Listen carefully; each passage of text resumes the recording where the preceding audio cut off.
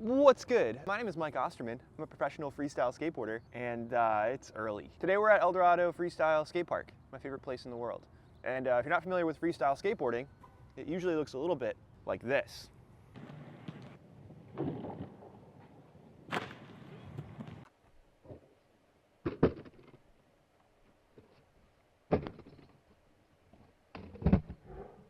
Okay, so yesterday was Monday, and it was sort of like one of those Mondays where, why is everything working against me? So today is Tuesday, that's how that works, and we're gonna have a good day today.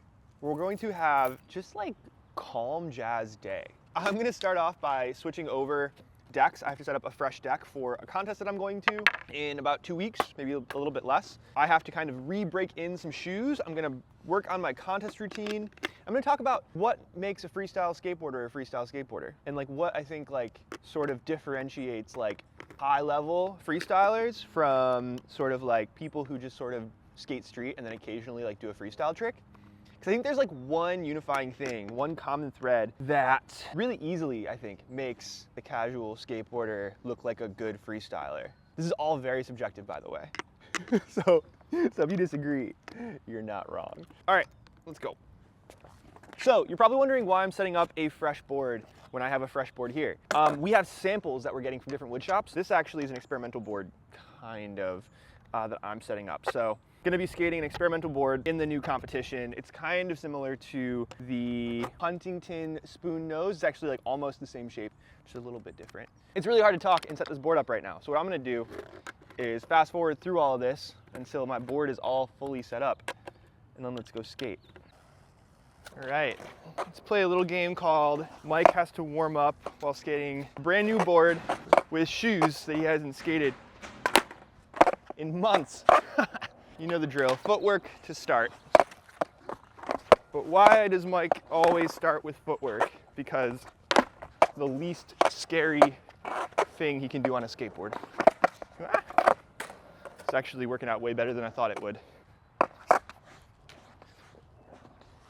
Okay, underflip is impossible. Yes. Sweet. Moving on.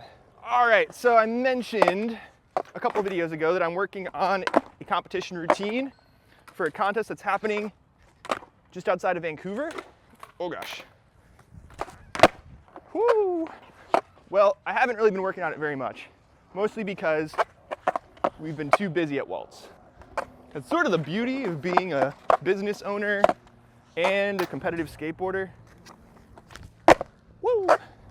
You're constantly trying to balance the skateboarding with like the business stuff, which I'm not very good at sometimes. Let's try that one more time. Switch blade, switch back. Yes.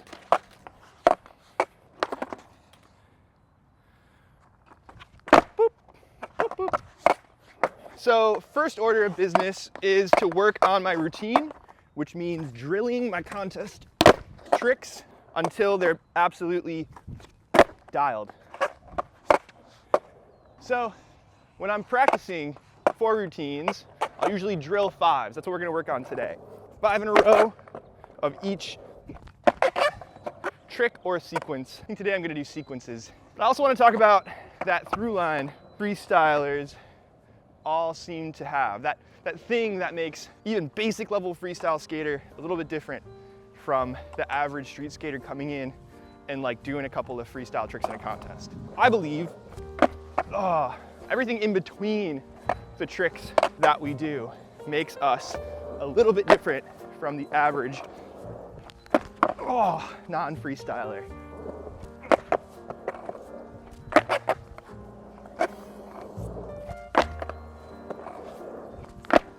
Two.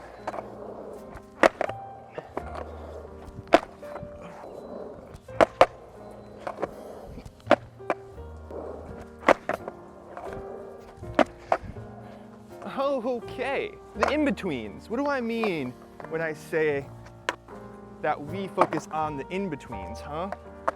If you're watching most street skateboarding clips or just skateboarding clips in general, you might see somebody do a trick and then push, push, push, and then do another trick and then push, push, push, and then maybe do another trick. Point is, those skaters are just doing tricks and then pushing to the next trick and then pushing to the next trick, or just rolling and pumping and doing one trick after the next. There's nothing happening in between. And you might see some people doing freestyle that way.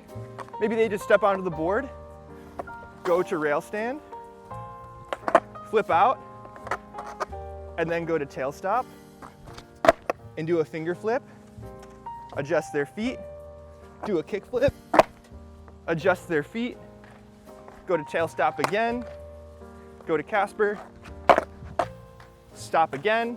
Now to me, I'm gonna preface it with that, to me, what makes freestyle is all the in-between stuff. And whether you are a beginner freestyler or like a world champion, top level skater, you probably think a lot more about what you're doing in between each trick. And your focus is on flowing between tricks without necessarily making it look like you're just skating a line. The point is, I'm not just thinking about every individual trick in that last sequence. What I'm doing is trying to flow and find ways tricks can link together and fit together so that there's not a lot of wasted movement. There never seems to be like a stop in the action, and so that you never really can tell where one trick ends and the next trick starts. It needs to all look like one long idea. And the best freestylers are really, really good at that, in my opinion. So if you are following along and you're thinking, how do I skate more like a freestyler? How do I elevate my freestyle game? Think about this sequence, right? Walk the dog, switch blade, finger flip. Notice that when I did that sequence, I didn't just walk the dog, stop, adjust my foot, switch blade, stop, adjust my feet, go to tail stop, finger flip. What I did was I flowed between them. And I did my best to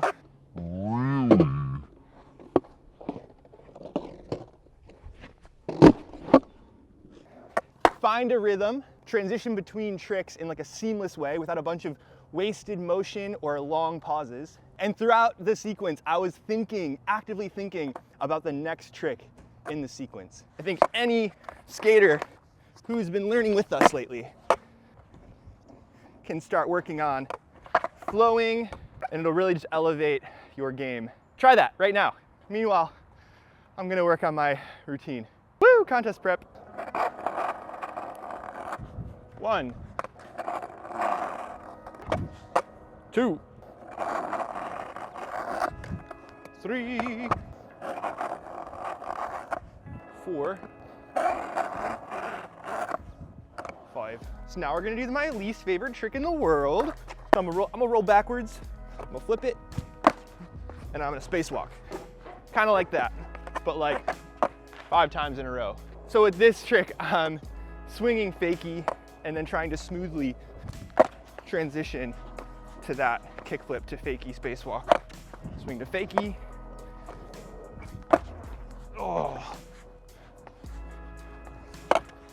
That's 2.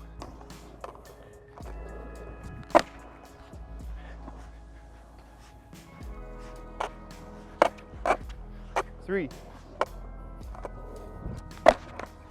Oh.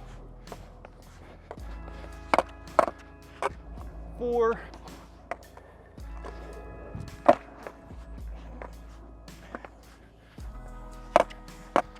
5.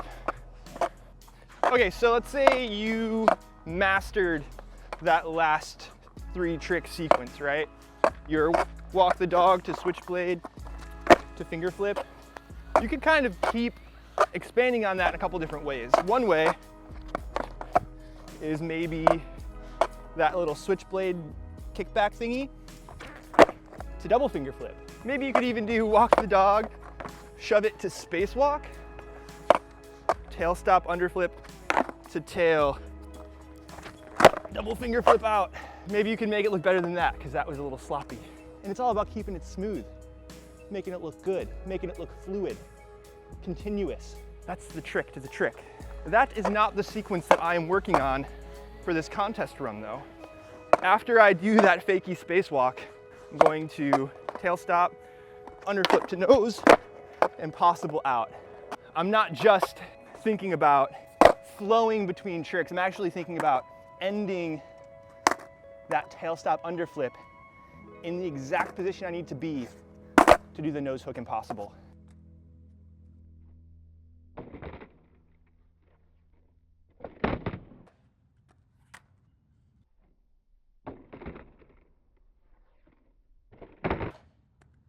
At this point, practicing for contests, I'm not going to be working as much on individual tricks and getting used to doing individual tricks. I'll usually spend more time practicing chunks and practicing those sort of 3 trick sequences, sort of like the challenge I just gave out. Maybe if I have 3 or 4 or 5 tricks in it, I'm trying to smooth them out. And I'm trying to get used to transitioning between tricks. It takes some practice. It's usually kind of clunky. So I will start out with that nose stop to tail stop to impossible. I'll transition to nose stop. I'll do the renegade flip. And if I had landed that, I would have gone reverse switchblade to nose, to truck, back to rail. Oh gosh, and then Godzilla rail flip out. And at least I can Godzilla rail flip still. All right, so contest runs are hard. And it's not just because I'm trying to land the tricks, it's because I'm constantly trying to improve the transitions and smooth out what I'm doing and find better ways to flow through my routine. You understand? It all takes a lot of time and practice. I think that's also kind of what makes freestyle special to me. I can go out and I can do the same 3 tricks a totally different way. I can go out and not even really do real tricks. I can spend my entire day doing footwork and step-off tricks and just kind of cruising and carving and turning. And that can be really fun too, just sort of getting super nerdy and in the weeds with stuff as simple as swings to fakie, or I don't know, Mraz twists, or like spins. Woo. So give the challenge that I gave you today a try. Dork around with ways to shuffle your feet around and to transition between tricks, especially footwork tricks. And start thinking about your skating in terms of sequences, not just in terms of individual tricks. Because if you've been watching this channel for a while, you're probably learning tricks with us, you're probably picking things up from the trick tips, and you don't have to stop there. Once you've got finger flips, mix it in with something else. You've got a lot to learn, and I think that's the coolest part of this weird scene that we're in. Okay, real quick before I move on with this video, I want to talk about one thing, and that is the definition of freestyle skateboarding, or what I believe the definition is. Now, for a long time, I've kind of used this one definition for freestyle, and that is that freestyle skateboarding is making the skateboard the obstacle. If you take away ramps and rails and boxes and hills and cones, and all you have is flat ground and your board, that's freestyle. It's all about finding interesting and new ways to move on and to manipulate your board. And I really think that's the essence of freestyle.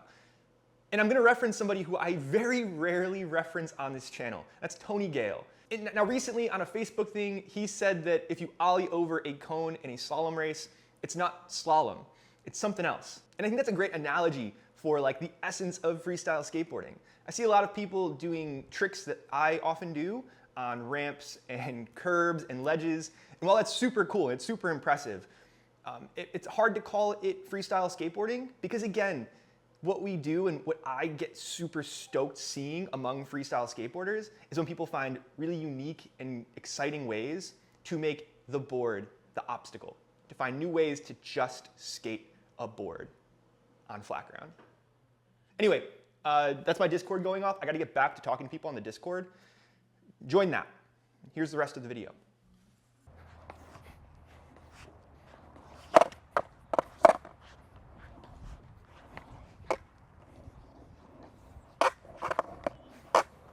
Okay, we're back at the apartment, obviously.